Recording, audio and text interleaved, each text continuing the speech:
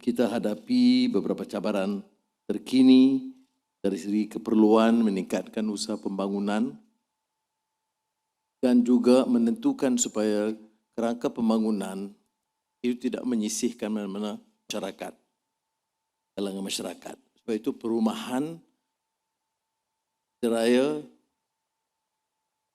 industri yang terkait termasuk arkitek punya peranan rangka dasar yang jelas dan merangka bangunan yang serasi dengan tuntutan semasa yang disinggung oleh Menteri sebentar tadi, bukan sahaja keperluan perumahan rakyat tetapi juga keprihatinan terhadap permasalahan persekitaran.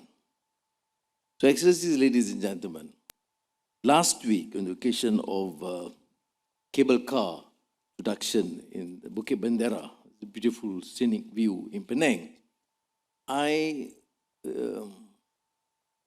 referred to the comment by Mark Twain when he first visited Washington, D.C. What was his remark? Impressive design and buildings, new constructions, but culturally barren. This, I think, is very relevant in the context of our discourse, that we need to ensure that we proceed with developmental efforts, which means new plans, new construction, covering housing and all required buildings in a modern setup. And more than just culturally vibrant, we have now new challenges, environmentally friendly.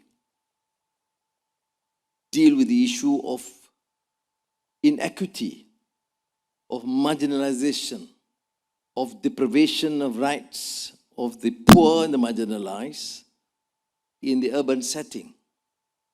So, challenges of maintaining a competitive edge in the construction and housing industries encompass these various complex sectors. We need new buildings.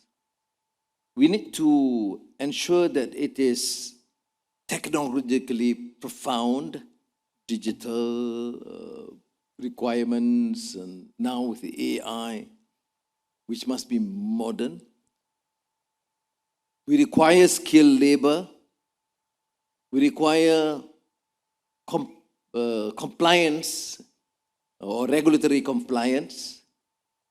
We understand, have to anticipate the fluctuations in market demand. But I must emphasize the cultural vibrancy. Our architects are trained mainly in the West, or even here, but not a Western sort of a construct. Fair. And I am pleased to note that many of our architects, including the young ones, are more familiar and committed to ensure that what we build is, what we show is not just any other city, it's not just a concrete jungle, from the green jungle, green lung, to the concrete jungle. It's all the same throughout the world. It has to have character. It has to be culturally vibrant. And in context of Malaysia, there's the indigenous culture. There's Malay or Chinese or Indian, which is part and parcel of a community. And if you look beyond to Sabah and Sarawak, you see this fantastic, vibrant cultural mix from the Dayaks to the Kadazans to the Muruts, etc.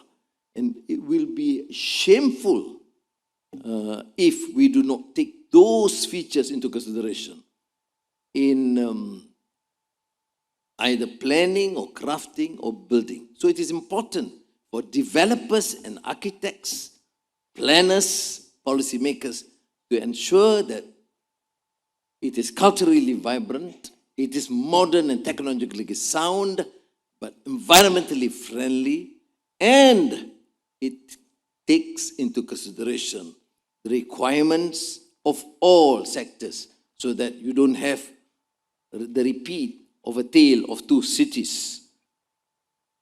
One sector for the very rich, one sector for the poor and the downtrodden. Must be a new tale of one city that is inclusive,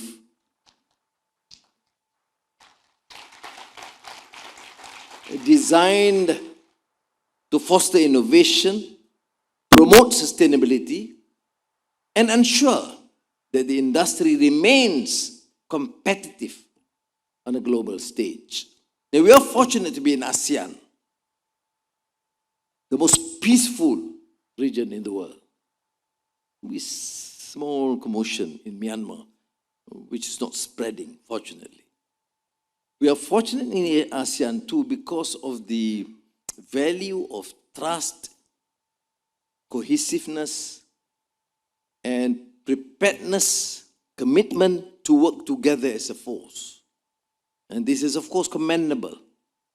We want every single country in ASEAN to benefit from this venture, that we achieve success, economic, social, together. And that is why we take this principle of neutrality to benefit from the experience of the West, Europe, the United States, and now with China. We don't need to be apologetic. I need to reiterate this point because I've been, even personally, been questioned a number of times. But as a region, we have decided that this principle of neutrality is pertinent, is important to advance not only our integration as a unit, but to advance our country, to ensure that we, both in technological and here specifically in the construction and housing sector. And we need China.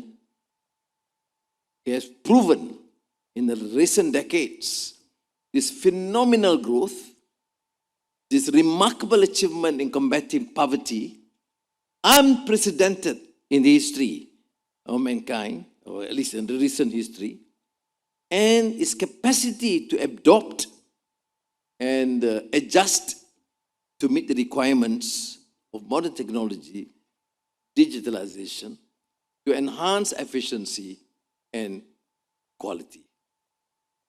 So our Madani government, together with ASEAN, have taken this route. And this route, to my mind, would involve also public-private partnership and collaborating with governments and more so the private sector to jointly develop infrastructure and housing projects.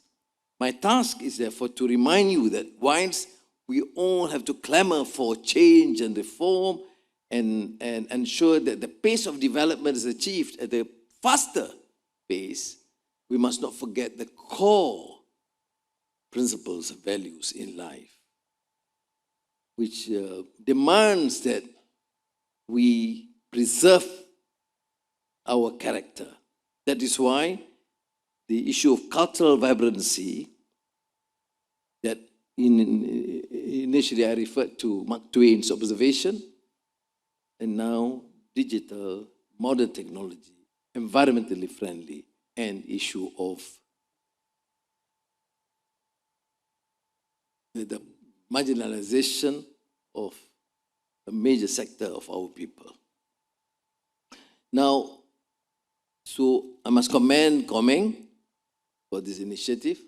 He's very hardworking minister, very loud but very tough. And I'm glad too that that ASEAN is not just a matter of meeting of heads of governments, but ministerial level, and we go right through to heads of departments, agencies, discussing in a robust manner all fields of endeavor. And we share our experience, we discuss, we argue, but we do achieve a consensus. This, to my mind, is very pertinent. And in the housing sector and the construction industry, and of course among architects, should share this and collaborate, as we have seen in many other sectors, and involves not only governmental, but also private sector, on the researchers and students and the general public. We have to move in this sort of, what we say, synergizing the strength of ASEAN. More so now that we have established an excellent relationship, strategic. For Malaysia, it is comprehensive, strategic partnership of China, and we should ensure that this would benefit both ASEAN and China. Last week, a fortnight, we had the visit from Premier Li Qiang. I'm glad to say that it was a much anticipated visit, and it showcased the sort of mutual respect, mutual trust, and mutual determination to work together to ensure that both our countries succeed.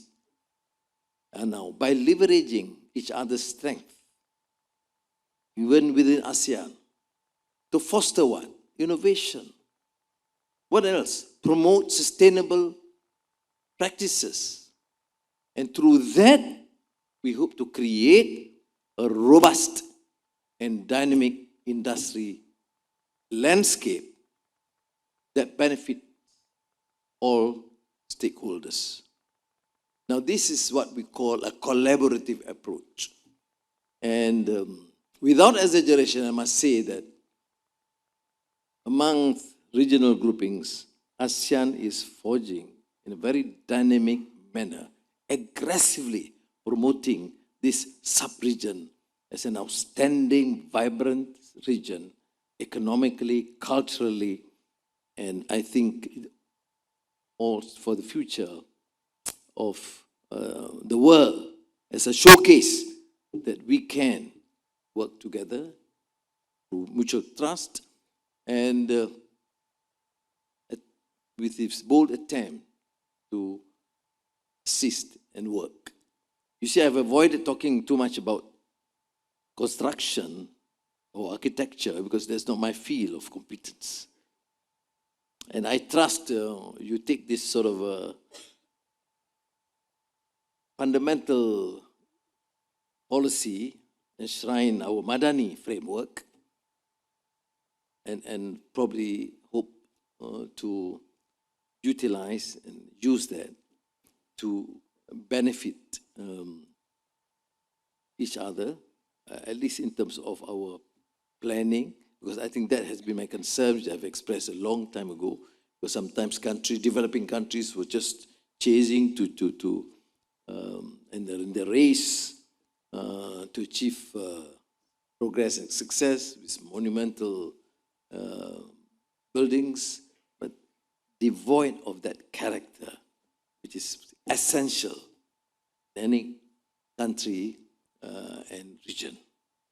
So I must thank you again, our Kong, Mr. Chai from China, and all our colleagues from ASEAN and their representatives, and more so the minister and the housing industry, and for giving their support and ensuring success. So terima kasih banyak kepada saudara dan saya ucapkan selamat maju jaya.